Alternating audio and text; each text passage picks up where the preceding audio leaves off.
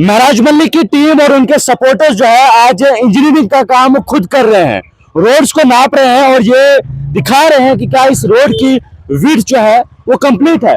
मैं इस वक्त भरत रोड पर मौजूद हूँ, डोडा हेडक्वार्टर से सिर्फ 1-1.5 किलोमीटर की दूरी पर मौजूद हूँ। ये आप देखिएगा, ये भरत नाका है। ये पूरा रोड आप देखिएगा, पिछली बारिशों में ये सारा रोड जो है वो गायब हो गया है। ये पहली बार नहीं हुआ, इससे पहले 2-3 बार जो है ये दीवारें गिर गई है। और आज हुआ क्या, आपको बताएं कि इस वक्त जो महराज मल्लिक के सपोर्टर्स है वो इस समय रोड को जो है वो नाप रहे हैं और विड्थ नाप रहे हैं कि इस रोड की विड्थ कितनी है, क्या यहाँ से बड़ी गाड़ी गुजर सकती है कि नहीं गुजर सकती है। कितना निकला जी? ये 2.5 मीटर है सर। आप भी पेशे से इंजीनियर है, कितनी होनी चाहिए? ये 3.5 मीटर कम से कम विड्थ होनी चाहिए यहाँ पर। वो लुक की खाली ब्लैक टॉप की 4.5 मीटर 3.5 मीटर लुक की इसकी विड्थ होनी चाहिए। तो आपकी कितनी निकली? 6 होनी चाहिए। 2.5 मीटर है, 2.5 है और 2.5 पे खत्म है। आगे फिर आपने हाल दिखाया इसका, पूरी रोड डैमेज है, नीचे से इसका पूरा मलबा निकल चुका है। कोई भी लोड गाड़ी आएगी और कभी भी बहुत ज्यादा बड़ा हादसा हो सकता है यहाँ पर। इस वक्त ये आप देखिएगा, पाइप्स भी आप दिखाइएगा, यहाँ से जो शहर का पानी है वो भी यहीं से जो है वो गुजरता है। और आज के वक्त में इसका हाल क्या है, बीच बीच में लीकेज भी जरूर है। और सबसे बड़ा रीजन क्या है, क्योंकि बार बार यहाँ पर रोड जो है वो बह जाती है। मेरे साथ इसमें फारूक साहब है जो आम आदमी पार्टी के स्पोक्स पर्सन है जिला डोडा से, और आज खुद जो है वो कंटिन्यूसली जो है वो ग्राउंड पर काम कर रहे हैं। फारूक साहब, पहली बार ये रोड यहाँ से नीचे नहीं गई है, इससे पहले भी 2-3 बार ऐसा जो है वो हुआ है कि ये दीवार जो है जब चढ़ाते थे तो 2-4 महीने निकालने के बाद ये दीवार निकल जाती थी। क्या बात हुई अफसरान से, आरएनबी के महकमे से, ऑफिसर से बात हुई, उनसे पूछा आपने कि किया? जी परवेज साहब, आपका बहुत बहुत शुक्रिया। आप हमेशा जहाँ भी इमरजेंसी काम होते हैं आप अपना कीमती वक्त निकाल कर, अपने ज़ाती काम छोड़कर जो है पब्लिक की सर्विस के लिए अपना कीमती वक्त निकालते हैं। हम पब्लिक की तरफ से भी और अपनी तरफ से भी आपका पहले शुक्रिया अदा करते हैं। मैं ये कहना चाहूँगा कि एक प्रोजेक्ट आया था, उस प्रोजेक्ट में ये DTL लाइन जो पुलडोडा से है वो पुलडोडा टू बेवली के नाम से, इस पर करीबन करोड़ रुपया आया था, 10 से 15 करोड़ का जो अमाउंट आया था। तो ये दीवार उस दौर में भी दी गई थी, उसके बाद आरएनबी ने इसको 2-3 बार दिया, लेकिन ये जितनी बार भी इस दीवार को देंगे ये उतनी बार जो है निकल जाएगी। इसका जो मेन रीजन है वो ये है कि ये सिंकिंग एरिया है। आप देखें कि आप अगर नीचे घाट रोड पे जाएंगे वहां से आप देखेंगे कि ये मलबा जो है डेली चलता रहता है और उस सड़क के ऊपर भी जो है ये चढ़ जाता है। और मेन जो कारण है, जहां तक मुझे लग रहा है कि ड्रेनेज सिस्टम का जो सबसे बड़ा फेलियर जो है डिपार्टमेंट का, वो ड्रेनेज सिस्टम है। कभी भी हमने यहाँ पे जो है ड्रेन इसको अच्छे ढंग से बनी हुई नहीं देखी।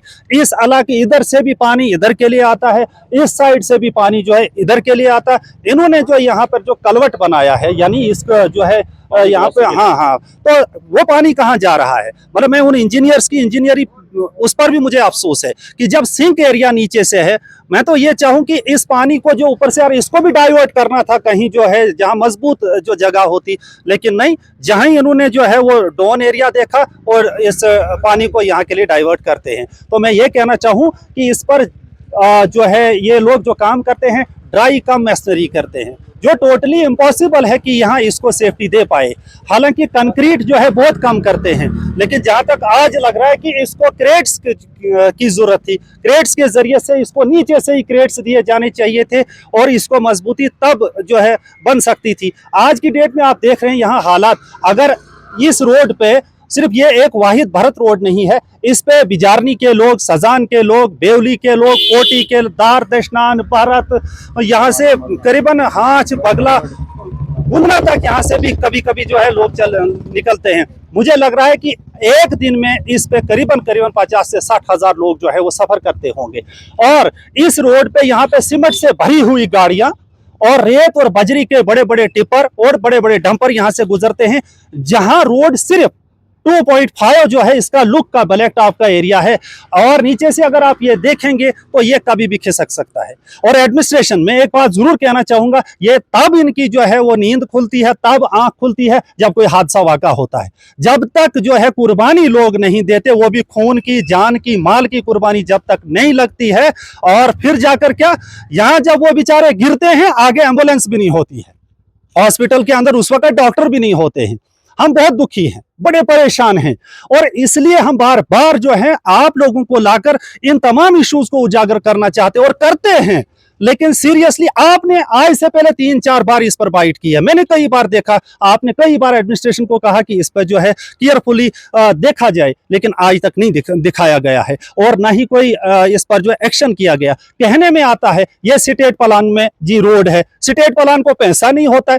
भाई आपको इमरजेंसी नहीं दिखाई दे रही है? आप प्लान, एक ही प्लान आपके पास है, कई किस्म के प्लान आपके पास है। इंसानी जानों को बचाने के लिए आप वार फुटिंग पे, जंगी पैमाने पे काम करना चाहिए आप लोगों को। जब लोग महफूज नहीं रहेंगे, उस एडमिनिस्ट्रेशन का, उस सरकार का क्या फायदा है? एडमिनिस्ट्रेशन ये हुआ चिराग तले अंधेरा। यानी डिस्ट्रिक्ट जो हेडक्वार्टर है, जो सिटी है, सिटी के बिल्कुल कॉर्नर पे ये एरिया फॉल करता है, भरत रोड, जो कि किलोमीटर फर्स्ट में ही आता है। अगर एडमिनिस्ट्रेशन की नजर, एक्सीएन आरएंडबी की नजर इस फर्स्ट किलोमीटर पे नहीं है, तो उनको 20th या 30th किलोमीटर पे वहां का क्या हाल होगा? यहाँ पीछे अगर आप जाएंगे, रास्ते में एक बहुत बड़ा पत्थर है, वहां भी मुश्किल से जो है गाड़ी जो है वो गुजरती है। तो ये बहुत बड़ी लापरवाही जो है एडमिनिस्ट्रेशन की तरफ से। हाँ, मैं ये कहना चाहूंगा कि डीसी साहब बजाते खुद जो है हर रोड का मुआयना नहीं करेंगे, लेकिन उनके जो डिपार्टमेंट्स हैं, उनके जो सबऑर्डिनेट्स जो हैं, उनके अंडर जो यहाँ पे काम करते हैं, वो उनके जो हैं बॉस हैं, लेकिन कम से कम उन लोगों से अपनी मीटिंग्स के अंदर पूछते हैं, नहीं पूछते हैं। तो क्या मेरे ख्याल में ये 2-4 महीनों से ये सिलसिला यहाँ पे, क्या डीसी साहब तक ये खबर नहीं पहुंची, आपकी बाइट्स नहीं पहुंची? अगर डीसी साहब को भी एक्सीएन ये कहता है कि ये स्टेट प्लान में है, हमारे पास पैसा नहीं है, तो फिर बता दो, चंदा करेंगे, और क्या कर सकते हैं? हम लोगों का नुकसान, जानी नुकसान, माली नुकसान बर्दाश्त करने की अब उस पोजीशन में रही नहीं। आज तक कई जवान जो है हमने यहाँ पे इन एक्सीडेंट की सूरत में जो खोए हैं। आज आप खुद लोग फीता लेकर क्यों? देखिए, अगर हम ये फीता नहीं लगाते और आप इसके विटनेस नहीं रहते, कल की डेट में वो अपने आला अफसरान को यही कहते कि नहीं जी वैसा कुछ नहीं था, वैसा कुछ नहीं था। अब जब आपकी रिपोर्ट यहां से जाएगी, जब आपने जो फीता देखा, आप बताएंगे कि 2.5 मीटर की रोड है, 2.5 से 3 रखो, ये कच्चा एरिया लेके जो भी 3 रखो, तो 3 मीटर का कोई शेड्यूल नहीं है। वो भी वैसी रोड जो डबल रोड बनाई गई है, 2 वे ट्रैफिक इस पे चल सकता है, और आज वो 1 वे। आपने यहाँ पे विजुअल्स लिए होंगे, वहां की गाड़ियां आती है, उनको उधर रुकना पड़ता है, वहां की गाड़ी आती है, उनको वहां रुकना पड़ता है। और इसके विटनेस है यहाँ पे, इनकी पुलिस यहाँ पे है, उन बेचारों को सिर्फ दिन भर यहाँ जाम खोलना पड़ता है। तो ये कोई ट्रैफिक पुलिस नहीं है, ये तो सिक्योरिटी के व्यू पॉइंट से यहाँ पे थी, लेकिन इनको ट्रैफिक का काम करना पड़ता है दिन भर। और ये जो कमजोरी है आरएंडबी डिपार्टमेंट की है, और मैं ये क्लियर कह देना चाहूँ कि एडमिनिस्ट्रेशन जो है बिल्कुल फिक्रमंद इस भरत रोड के सिलसिले में नहीं है। मैं तो ये कहना चाहूंगा कि आवाम के सिलसिले में फिक्रमंद नहीं है। हाँ, जो फिक्रमंद था, जिसको लोगों ने वोट दिया था, वो जब बात करता, लेकिन हमारे बीच में पहुंचा दिया गया है।